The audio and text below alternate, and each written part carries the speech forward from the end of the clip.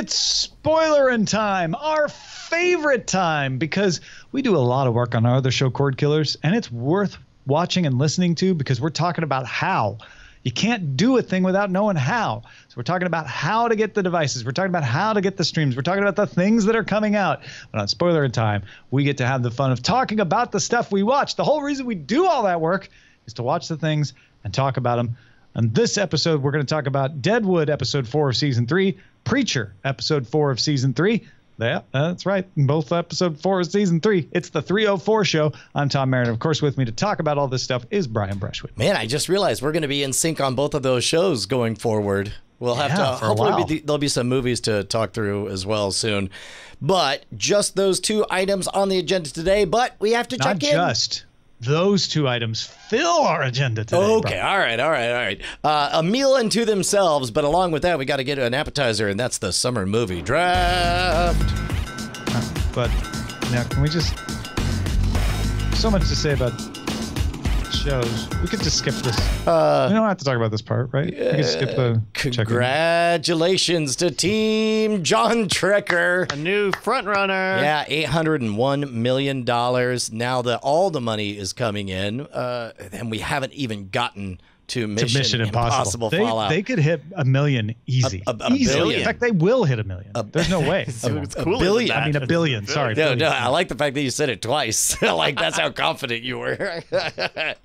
Yeah, I think Team John Trekker, I don't see any way anybody else is going to win. Now it's a question of just how severe a trouncing it's going to be. Congratulations to them. I think Team DTNS might skate into number 2. Because Skyscraper just flopped. It really did. 25 million opening. Like, can you finally tell us how you felt about the movie? Oh yeah, finally I loved it. Right. Man, if only you had been allowed contractually by law to have shared that, then maybe they would have done better. My feelings about the movie were enjoy it for what it's going to be. Plot's not going to make any sense. It's going to be full of holes. But just go in and say, I want to see Dwayne Johnson do a bunch of stunts and have a burning building. It's Die Hard meets Towering Inferno, and you will enjoy it. Every person I came out of that movie with was like, that was stupid fun. It was stupid, but it was fun. Sadly, didn't really get to tell anyone that. So 25 million is what you get out of Skyscraper. That's exactly why it only made 25 million, just because they didn't let me tell anyone about it. Man, that's why they call you the $300 million reviewer, because had you spoken, it would have been closer to that. If only. Yeah, so Mamma Mia, Here We Go Again is the next film out for Chips Bitch, who are sadly in last place, and that's not going to make up the difference, although they do have Slender Man August 24th. That's probably not going to do it either.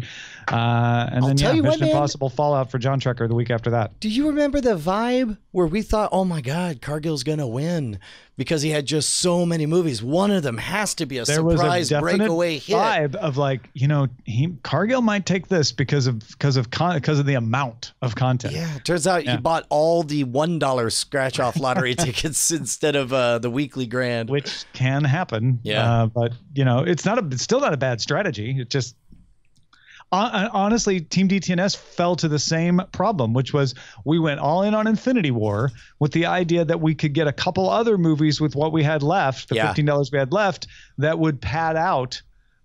And those two movies did not pad out. The problem was that Team John Trekker got all the Costco wins. Yep. They got the 100 million out of Rampage. They got 50 million out of I Feel Pretty. They got 50. What did they get? 67 million out of Book Club. Like these, yes, we knew Incredibles 2 would do well, but it did even better than expected. So well done them. Yep. All right, let's move along into Preacher, where we get to see the devil. I was a little excited. We were finally going to get to see our two hell characters. I kind of you thought we would see Arseface and Hitler out on the run somewhere. Did not care because no, I didn't. Satan. I would not use the word disappointment. I just for a minute I thought we were going to get that little cherry on top of the ice cream, but we got other cherries on top of the ice cream. That ice cream was littered with cherries. Satan as a middle manager is my favorite character in all of Preacher. That delivered so well. I loved everything about that. It reminded me of Liam Lynch did these short videos called the Hell O'Clock News to promote Tenacious D and the Pick of Destiny. And it felt like that. Just this casual work environment, just in hell. It was amazing. And I love the fact that they gave us something right at the opening with it. And then they looped it back and said, hey, get ready. The shooter of saints or whatever his name is coming back again. The Saint of Killers. I think, right? And it was perfect. It was perfect. Well, and also just the idea, that whole middle, like, you know what's evil? Insincerity. Yes. Like, that's the most evil you can have is somebody who's just kind of insincere and snotty. And I want to know more about that actor, because there were brief moments I like totally. That's he was in Walking Dead. As kind of a minor schlep character. Because I looked him up. I wanted to find out more about him. He was in something else too that I can't remember now off the top of my head. Man, what a breath of fresh air, that show. It's so fun. I realized, I was trying to think of like, what is it that I love about Preacher? And I realized I don't really care where they go or if there's any resolution on anything. I don't care. I don't have many questions that drive me outside of I'll see the opening of a scene and I'll be like, oh my God, this will be fun.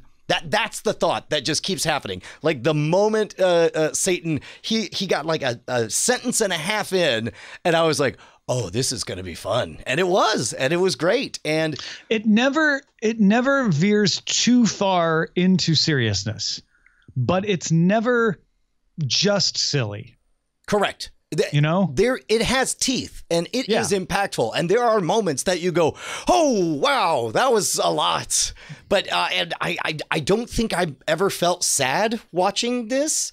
I think I've been amazed. Or here's the other thing is he was Detective Munn in Breaking Bad. Satan. That was the other role that I couldn't remember. One of the partners. Oh, got it. I also realized that I don't think I've ever not thought about the production aspects or about the meetings that led to this or what the pitch or the writer's room or whatever. Like, it is a piece of art that I don't think stands on its own because its mere existence is part of the art. Does that make sense? Like, they're doing something extraordinary that I can't believe is happening. You don't. Even when you see seams, they're pointing at them and going, hey, look, seams. Yeah. Well, we knew you were going to look at those. Like, they just know what they're doing. Well, and like that moment that Tulip is just like, just kill them. And there's not going to be, I don't believe you because you're his ex-girlfriend and there's going to be some boomerang, come back, voodoo curse thing that you're going to be. And it's like, I love all that. It's like, because that's what I'm thinking too. And well, and one of the places where there has been a minor disconnect for me is the flashbacks. Young Jesse. I was like, doesn't really seem like Jesse to me until this episode. Yeah. And this episode, when he's having the actual interactions with the future Madam Boyd, and when he's doing the same top hat routine that adult Jesse is doing, all of a sudden I'm like, oh yeah, no, that's definitely Jesse. Like they win this one too, damn it. My favorite bit was him saying, are you not entertained? And I was thinking like, that was that line from Gladiator. And then 5 minutes later, like, what are you doing this weekend? Like, oh, I don't know. I thought I'd go see Gladiator again. Well, I thought it was the other way around. I thought he said he was going to see Gladiator and then he went outside and said, are you not entertained? Oh, no. That was the first line you saw him say this entire night. Like, he's just in the moment. Like, because the text over the screen said back in the day. And the first thing he says is, are you not entertained? Oh, okay. Because he says it again. He does say it again. After he kills his girlfriend's correct. Yeah, okay, but you could tell this is what a 17-year-old does is he sees a movie, he has a favorite line and he works it in like it's his, and then so they started with that. They acknowledged that he was, currently got Gladiator on the mind or whatever. Well, even that alternate version of events was so subtle in the difference, which basically all they did is said, instead of having the brother plead, they had Jesse plead, everything else happened exactly the same, and it made all the difference. Where you're like, oh yeah, I guess Jesse didn't want to kill him. Yeah. And to be honest, that is the only difference, is that's the one part of the story that mattered, was whether or not he meant to, whether or not it was self-defense, whether or not whatever. So many great little moments where they communicate stuff so quickly with body posture and framing and stuff. For example, that moment where his ex-girlfriend Tulip wakes up like, ex-girlfriend or whatever she said, and then he's like, what? He's like, don't worry about it, go to sleep. And you're like, well, what happened to her? What happened to her? And the framing of the shot, you see the trunk open, and the only thing you get is that universal posture that we all know that says chilling out, looking at a cell phone, and instantly you're like, oh, she doesn't care, and everything's fine. And also she made a couple calls while she was in there to tell the Boyds to stay away. Yeah, well, they are so good at those nonverbal conversational cues, and they communicate so much, so easy. It's so fun. The two things on the plot side, and maybe I was a little dialed out at the end of the last episode, but I don't remember it being a big moment that he was under a spell that needed to be broken. He was just suddenly there. I thought he was, I guess I knew he was prisoner, and I guess what, do you remember the exact scene where they communicated that he's now under a spell and trapped? Who, Jesse? Yeah. Oh, it was earlier in the season. Okay. When he comes to Angelville. And he's like hypnotized or something? Isn't that what it is? When he comes to Angelville, he asks for her support. He asks for her help in bringing Tulip back. And she's like, well, you know what the cost is. And so in exchange for reviving Tulip.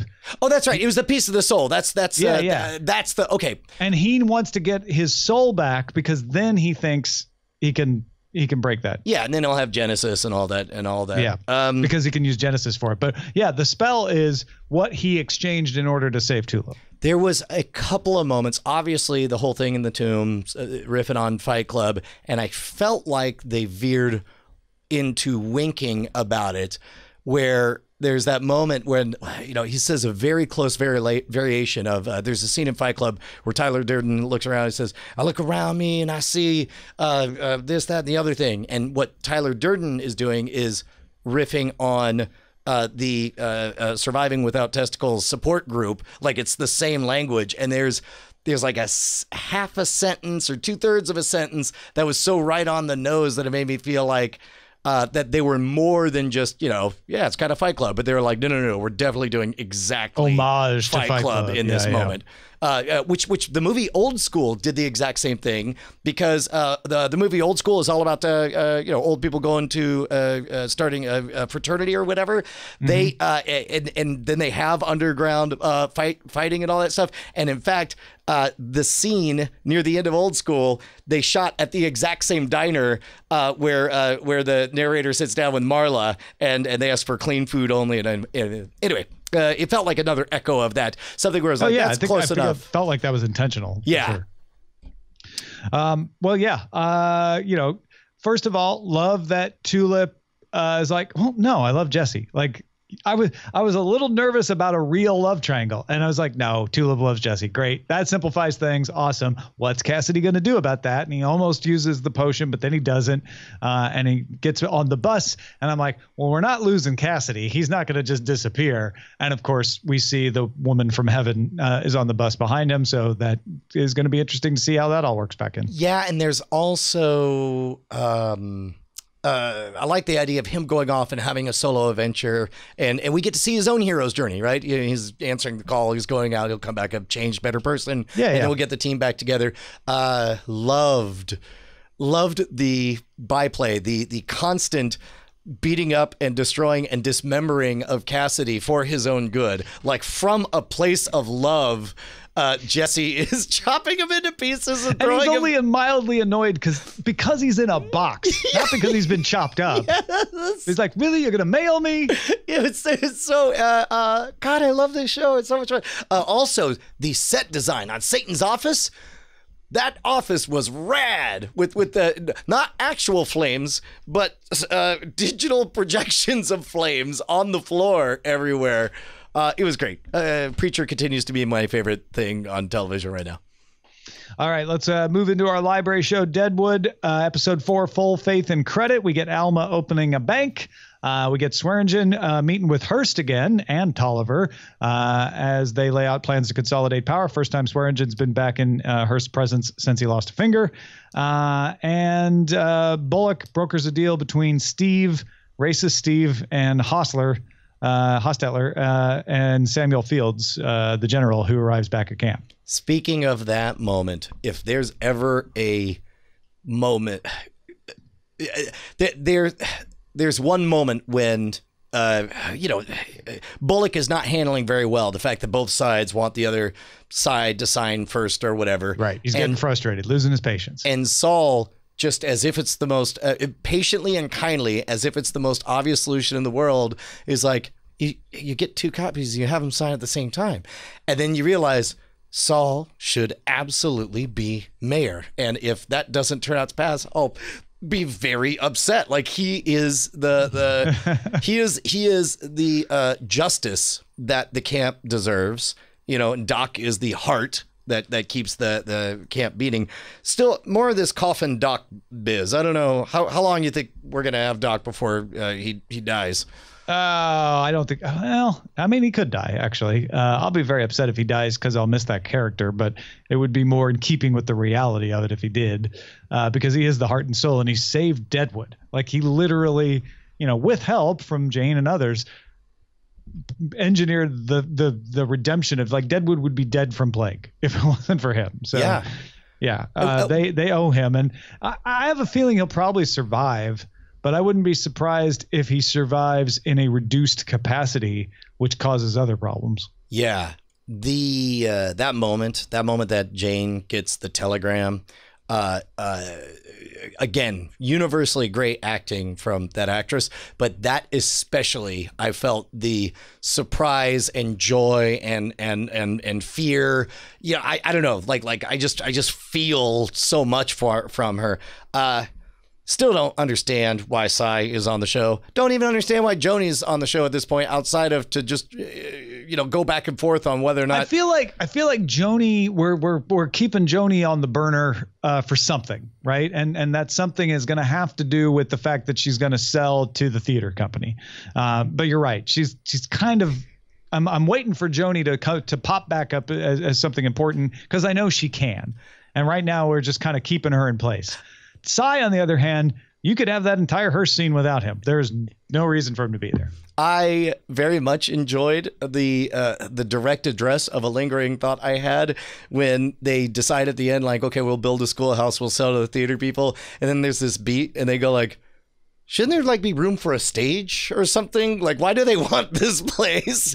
Which is exactly what I was thinking. Like, that's not a real great building to hold plays at, but whatever. Yeah, I'm curious about what's really going on with the theater company. I don't think it's everything that it appears to be. Yeah, I definitely agree with that. Where are we at on a sort of, I mean, almost like a castrated Swearingen? We see him kind of get over his fears and get back and deal. Is this that deep black hatred simmering beneath the surface that's going to manifest itself in a big way? I'm guessing not, because I'm thinking the historical record probably doesn't show that Hearst was killed by Swearingen. Yeah. Yeah, I'm not going to sneak a peek at history to get a tip off on spoilers. That. I'm not going to look up the spoilers. You're probably right. I mean, they could depart from history too. It wouldn't be the first time they've played with it. I feel like what we're seeing with Swearingen, though, is really interesting, because he's a guy who uses intimidation that he can back up, but prefers never to tussle. He does not want to fight. He thinks he can, with intimidation and smarts, avoid having to fight. And those are how he feels he wins. But he doesn't want people to think of him that way, because that would undermine his game of intimidation. It's intimidation and smarts. It's both of them, not just one or the other. And what's happened is Hearst intimidated him, which is why he doesn't want anyone to know he's missing the finger, because that undermines him. And the only way for him to react is to fight. He can't just intimidate or use smarts on Hearst. And I think that's why he's so frustrated and angry, because he's like, damn it, I'm actually going to have to take action. He maneuvered me into the thing I don't like to do, the thing that I'm not as good at, which is direct action. And so the question I'm having is Swearingen capable of the direct action, or is he just intimidation and smarts? Or are we going to see him pushed over the edge and do something, like you say, that might not agree with history? Yeah. Also, I think I've seen just about enough of Swearingen having a therapy session to somebody performing sexual acts on him. Like, yeah. it lacks the surprise or novelty.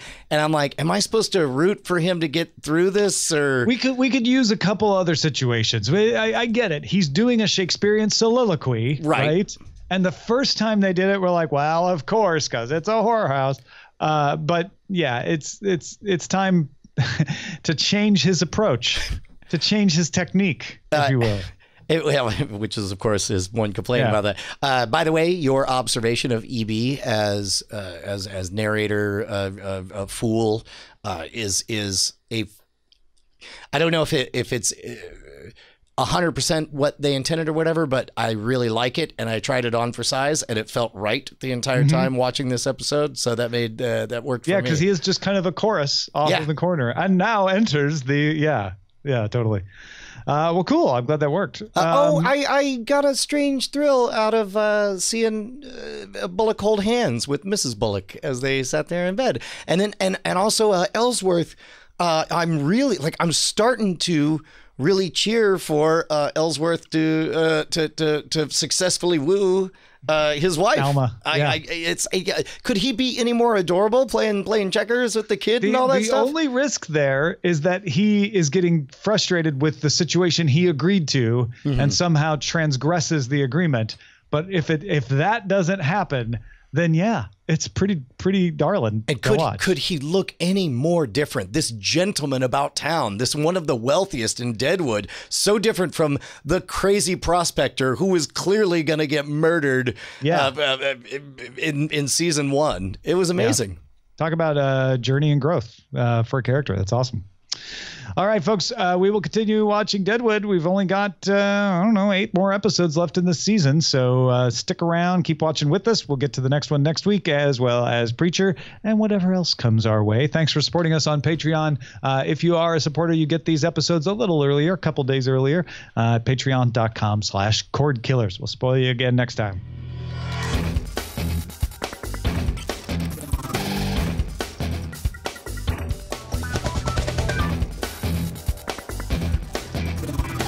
Diamond Club hopes you have enjoyed this program.